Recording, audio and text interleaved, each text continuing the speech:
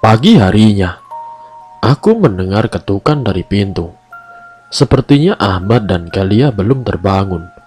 Aku pun langsung pergi ke sana sambil berteriak, "Ya, sebentar." Saat kubuka pintu itu, ternyata ada Pak Tetua yang ingin mengundangku, Ahmad dan juga Kalia untuk datang ke acara penyambutan kami sebagai warga baru. Aku pun tanpa pikir panjang langsung menerima undangan itu. Menurut jadwal undangan itu, acara akan berlangsung sekitar pukul setengah 8 malam. Tetapi tidak masalah buatku. Saat mereka sudah terbangun, aku pun langsung berkata kepada mereka tentang acara penyambutan tersebut. Mereka juga setuju untuk menghadiri acara itu. Dan sekitar pukul 6 sore, aku dikejutkan oleh suara teriakan Kalia saat hendak melaksanakan sholat maghrib. Ia berteriak histeris, seperti melihat hantu. Aku pun bergegas memanggil si Ahmad. Ia pun langsung ikut denganku pergi ke kamarnya. Kami sama-sama terkejut ketika melihat Kalia sedang kejang-kejang dan mulai berbicara dengan bahasa yang aneh. Jika aku perhatikan kembali, mukanya tampak pucat, dan ini bukan seperti dirinya. Ia pun berhenti berteriak dan langsung terbangun dan lalu berjalan keluar kamar. Lalu aku pun bertanya, "Kalia, kamu mau kemana?" Tetapi pertanyaanku tidak digubris. Aku dan Ahmad mengikuti Kalia. Sepertinya ia hendak pergi ke arah dapur. Kalia tampak mengobrak-ngabrik dapur. Ia sepertinya hendak mencari sesuatu. Sampai pada suatu titik, ia menemukan yang dia cari, yaitu sebuah pisau. Kalia tampak kegirangan. Ia pun memutar balik badannya dan memperlihatkan ekspresi senyumnya yang sangat mengerikan. Kali ini ia tampak berbeda. Mukanya pucat dengan luka lebam di beberapa bagian tubuhnya. Matanya berwarna hitam. Ia tersenyum sambil tertawa. Tiba-tiba ia berteriak sangat kencang dan hampir menusukkan pisau itu ke arahku. Aku langsung menghindar dan membuat ia tertabrak dinding dapur. Ia pun bangun kembali dan lalu berkata, "Kalian tidak pantas tinggal di desa ini. Kalian harus ikut ke neraka bersama teman-temanmu."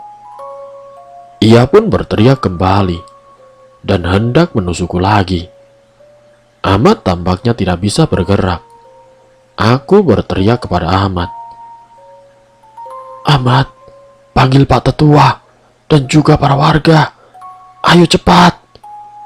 Ahmad pun mengangguk dan langsung berlari keluar.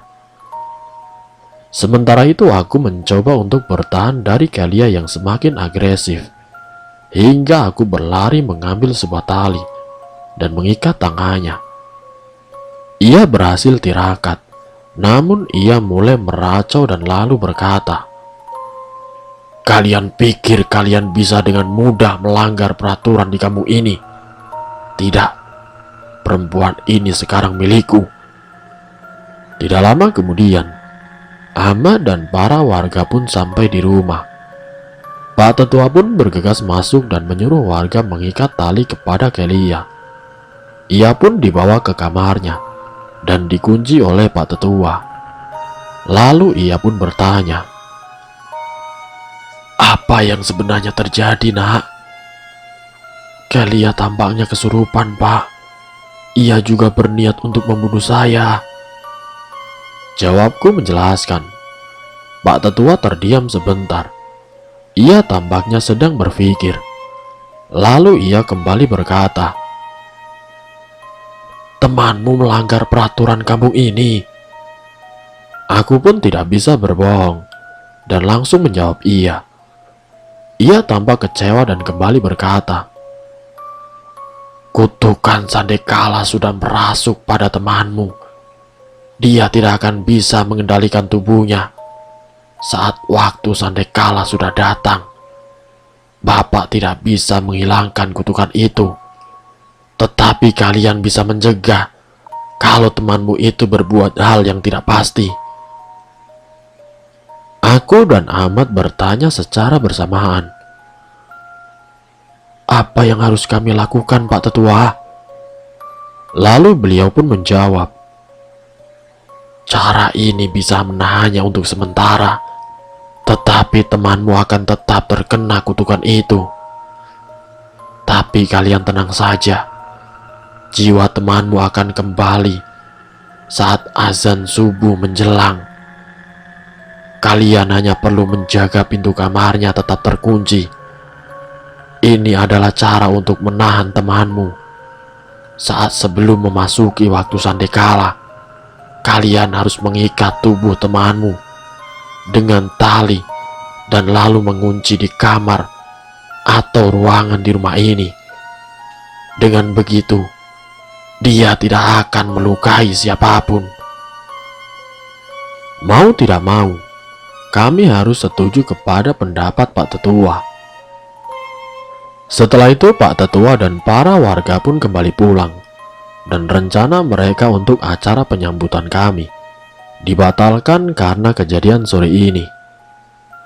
Entahlah, kejadian-kejadian aneh tampaknya tidak akan berhenti mendatangi kami. Hari itu cukup menggemarkan para warga di kampung. Aku tidak menyangka bahwa kutukan itu akan lebih buruk dari karma buruk yang dialami oleh Gea. Sesal kembali datang. Jika saja aku bisa memaksa Kelia untuk tidak pergi mandi saat waktu sandekala, ia pasti tidak akan seperti ini. Tetapi aku bisa apa? Aku selalu terlambat menyadari hal-hal yang menimpa teman-temanku.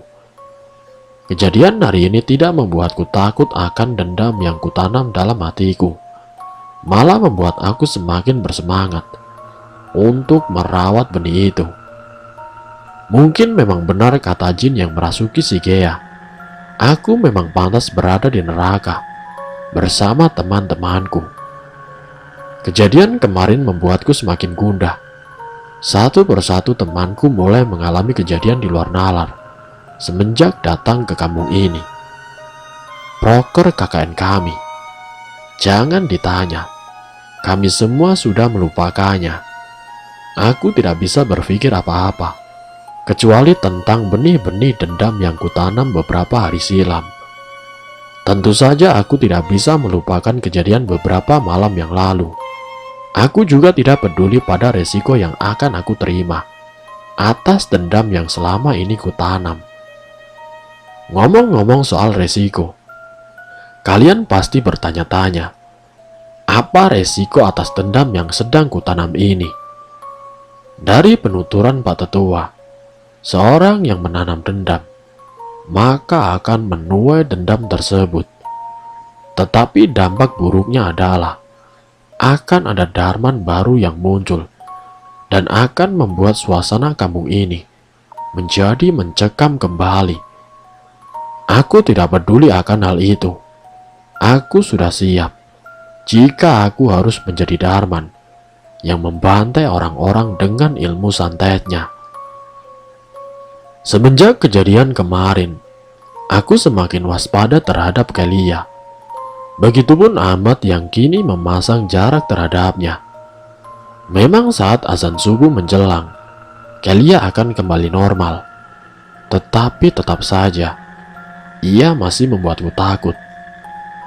Aku dan Ahmad juga bergantian untuk mengikat tubuh Kelia, menutup jendela dan mengunci pintu kamar Kelia. Aku juga masih trauma dengan kejadian kemarin.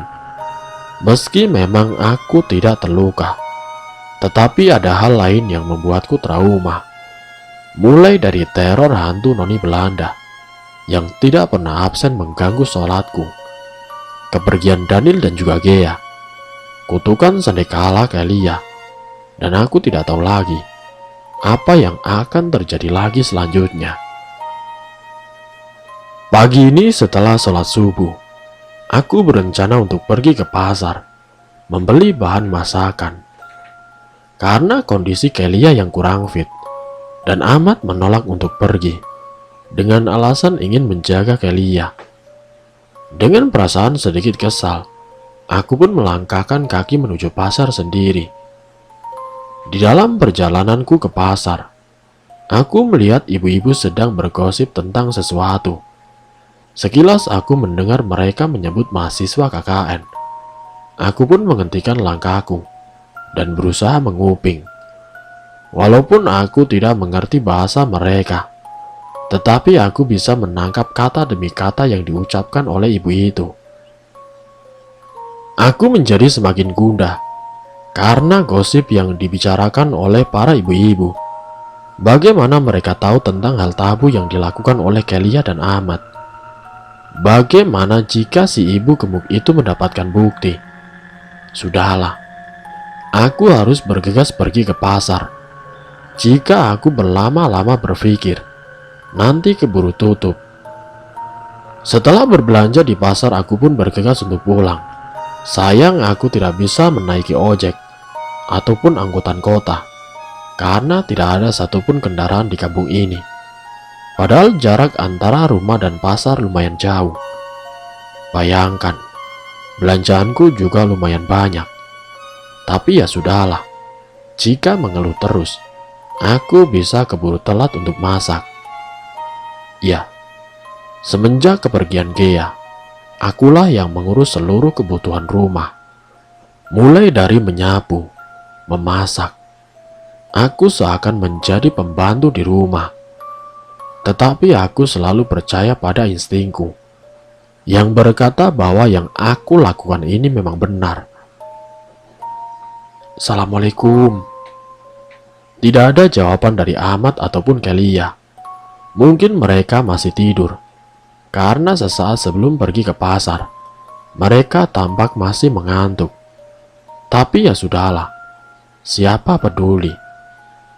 Suara lantunan lagu di speaker cukup membuatku sedikit tenang. Dan lagi saat baru masuk ke dalam rumah, aku tidak mendengar Ahmad ataupun Kelia dari kamarnya. Aku malah disambut dengan suara gaduh di loteng. Sepertinya ada kucing yang sedang ketakutan di atas sana. Aku pun tidak menghiraukannya. Tetapi semakin kudiamkan, suara itu semakin keras dan mengganggu telingaku. Aku tidak banyak berkomentar dan hanya menyapu rumah. Setelah menyapu, aku melihat jam sudah menunjukkan pukul 10 pagi. Aku harus memasak untuk makan siang. Kasihan Ahmad dan juga Kelia. Mereka belum makan sejak pagi.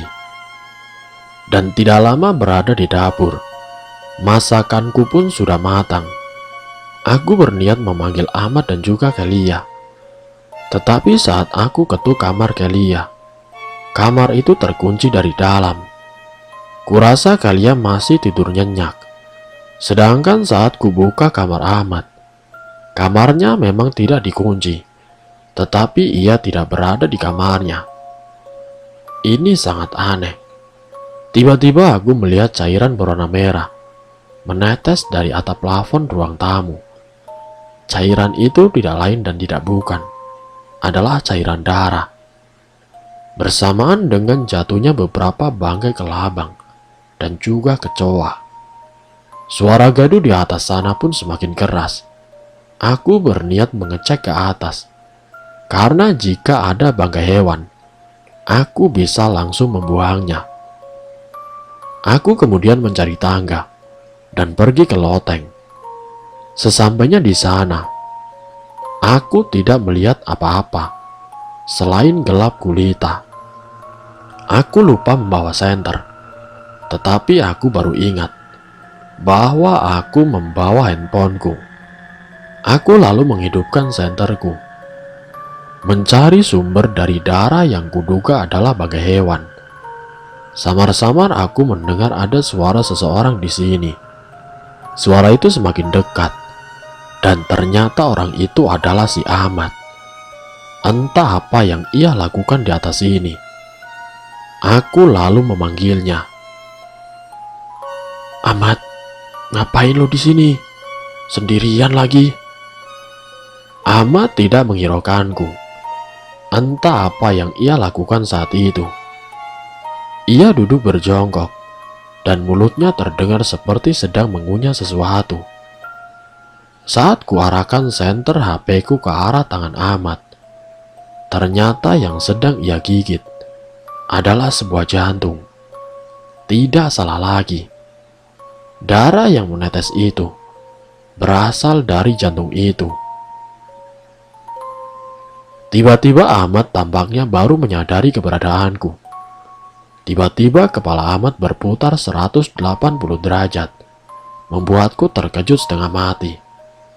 Astaga, ternyata dia bukan Ahmad. Mukanya memang mirip persis, tetapi ia tampak berbeda. Mukanya begitu pucat. Mukanya dipenuhi luka memar. Di kepalanya terdapat luka menganga.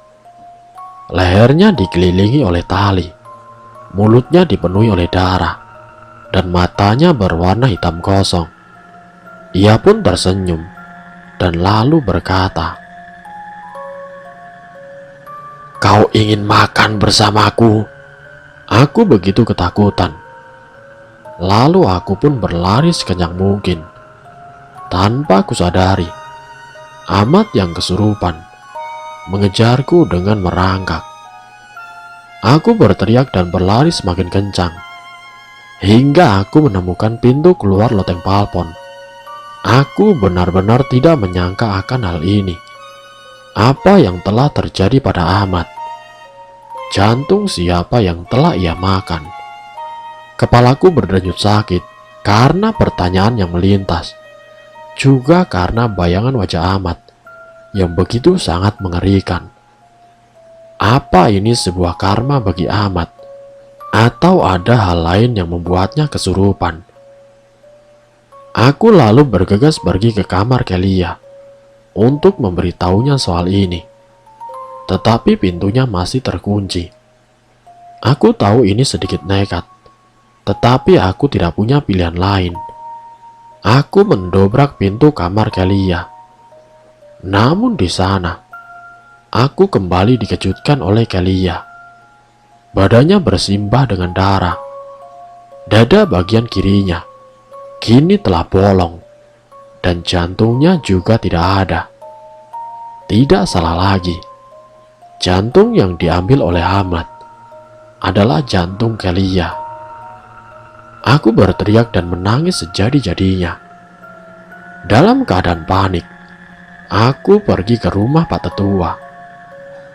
Sesampainya di sana, aku langsung menceritakan seluruh hal yang terjadi, termasuk tentang hubungan terlarang antara Kelia dan juga si Ahmad. Pak Tetua tampak kecewa. Ia benar-benar tidak menyangka kedatangan kami ke kampung ini benar-benar membawa petaka dan menodai kedamaian di kampung ini. Pak Tetua tampak enggan untuk membantuku. Ia tampaknya begitu marah dan kecewa karena kami. Lalu aku pun pulang dengan rasa putus asa. Sesampainya aku di rumah, aku hanya bisa memandikan dan membersihkan tubuh Kelia sendiri. Aku juga merasa enggan untuk mengubur mayat Kelia di sini. Jadi setelah kumandikan tubuhnya, aku hanya menaruhnya di tempat tidur. Suara gaduh di atas loteng tidak pernah hilang. Mungkin karena aku menaruh sebuah lemari untuk menutupi pintu loteng, agar Ahmad tidak berbuat hal-hal di luar nalar dan juga membahayakan diriku atau warga kampung. Aku begitu putus asa. Seluruh temanku telah pergi. Pak Tetua sudah enggan membantuku, dan mungkin saja warga kampung juga sudah turut memusuhiku. Di titik inilah aku begitu kesepian. Tidak ada yang ingin membantuku atau sekedar menengok kondisi Kelia. Pak Tetua juga enggan pergi untuk mengecek keadaan Ahmad. Ia hanya berkata, "Darman telah kembali, yang berarti Darmanlah yang telah merasuki tubuh Ahmad." Apakah karena ini dendam yang kutanam terhadapnya, atau karena hal tabu yang dilakukan olehnya beberapa hari silam? Pertanyaan dan keanehan ini tidak akan terjawab oleh siapapun. Hanya waktu yang bisa menjawab seluruh pertanyaan dan juga keanehan ini. Sunyanyuri mungkin adalah kata yang asing bagi kalian. Menurut internet, kata Sunyanyuri berarti sunyi dan kesepian. Sunyanyuri sendiri adalah sebuah alam kesepian dan juga kesunyian, sama seperti keadaanku saat ini yang begitu sepi dan sunyi. Tebakanku memang benar. Mendengar kabar dari Pak Tetua tentang hal-hal tabu yang dilakukan oleh temanku, para warga pun mulai mengucilkan dan tidak lagi memedulikanku. Sedangkan Ahmad masih dirasuki oleh Darman. Celia badannya mulai membusuk, detak jantung Gea semakin lemah, dan Daniel yang masih tidak bisa pulang. Belakangan aku ketahui alasan mengapa Darman tidak merasukiku. Perkataan Pak Tetua tentang Daniel yang menjagaku memang benar. Rupanya Daniel lah yang mencegah si Darman untuk masuk ke dalam ragaku. Semakin hari pikiranku semakin tidak karuan. Ternyata aku tidak kuat untuk menghadapi alam Sunyaruri yang begitu sangat terkutuk. Semua orang sudah membenciku. Teman-temanku telah pergi. Keanehan tidak akan pernah berhenti. Dalam keputusan, terlintas sebuah ide gila dalam pikiranku. Ide gila ini mungkin akan membuatku sedikit tenang dalam menghadapi alam Sunyaruri, tetapi akan sangat berisiko bagi diriku sendiri. Ide gila itu adalah berbincang dengan Ahmad. Aku memang terlalu nekat untuk melakukan hal ini. Tetapi alam Sunyaruri ini begitu menyiksa, sehingga aku tidak mempunyai pilihan lain selain mengobrol dengan Ahmad. Setidaknya aku bisa mengisi kekosongan pikiranku untuk sementara. Aku berjalan ke atas, lebih tepatnya ke arah loteng. Kugeser lemari yang kugunakan untuk menutup pintu, agar Ahmad tidak bisa keluar, lalu membuka pintu loteng. Entah terlintas dari mana kata-kata ini, yang tiba-tiba saja aku berteriak di loteng. Darman, kubuka gerbang dialog antara diriku dan dirimu. Datanglah, aku ingin berbicara denganmu. Loteng tampak begitu sunyi. Tiba-tiba terdengar suara dari atap. Suara langkah kaki. Kubuka handphoneku dan menghidupkan sendernya. Lalu kuarahkan ke atas. Tiba-tiba Ahmad muncul dengan bergelantungan, tepat di langit-langit atap. Kepalanya kembali berputar 180 derajat, dan ia lalu berkata, "Pergi dari kampung ini." Tiba-tiba Ahmad terjun dari atap dan menindih diriku. Tubuhku tidak bisa bergerak beberapa saat. Mungkin Darman mencoba merasuki tubuhku. Tetapi tidak lama kemudian, aku kembali tersadar dan langsung melawan. Tampaknya lagi-lagi Daniel membantuku menghindari makhluk yang akan merasuki tubuhku. Dan tiba-tiba Ahmad pun kembali bangun. Ia masih dirasuki oleh Darman. Ia memelototi diriku dengan mata yang berwarna hitam itu. Tiba-tiba aku masuk ke sebuah alam lain, alam yang tidak aku kenal. Darman tampaknya tidak mengizinkanku membuka gerbang dialog. Ia lebih memilih menyuruhku untuk masuk ke lorong waktu, melihat semuanya secara langsung. Di sana aku melihat sosok Kang Karman tengah mencari keberadaan si Darman. Sisa warga yang tidak terbunuh dalam kejadian itu ternyata juga turut murka terhadap perbuatan si Darman. Kang Karman pun mengaku bahwa ia melihat Darman melarikan diri ke hutan dan ia pun akan ikut menangkap si Darman. Saat di tengah jalan, Karman berhenti dan mengeluarkan kerisnya. Sesaat setelahnya, seluruh warga kampung pun mati di tangannya. Ya, Karman adalah dalang dalam seluruh hal ini. Dukun santet yang ditemui oleh Darman di kampung tetangga hanyalah manifestasi dari diri Karman. Karman jugalah yang telah menghabisi seluruh warga kampung atas kehendak Darman. Setelah menghabisi mereka, Karman berkata, "Bagaimana Darman? Kau puas? Aku telah menuruti permintaanmu dengan menghabisi para warga kampung yang bodoh ini. Aku juga sebenarnya memendam dendam terhadap warga kampung ini yang berpikir sangat dangkal. Aku tidak menyesali perbuatanku. Setidaknya aku hanya akan mendekam bersama kalian di neraka. Dendamku tidak akan berujung. Mereka yang menanam dendam berarti telah melahirkan diriku yang baru. Di saat ada dendam, maka aku akan kembali bersama dendam itu." Setelah itu Karman menusukkan keris itu di perutnya, mati bersama mayat para warga kampung itu. Dan lorong waktu pun berakhir. Aku terbangun dalam keadaan kurang enak badan. Di sana tampak Ahmad yang sedang terbujur kaku. Tiba-tiba Ahmad terbangun dan lalu berkata, "Aku hanya ingin memberitahu seluruh rahasia busuk si Karman itu.